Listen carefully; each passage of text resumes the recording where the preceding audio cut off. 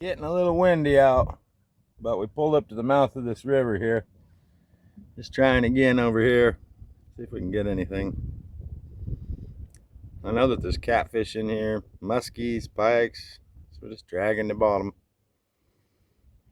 Let's see what we get. Danielle is off the bow still. She's running a Rapala. And she has been doing pretty good with just running Rapala today. So, mouth of the river might treat her to a decent sized fish. That's what we're hoping.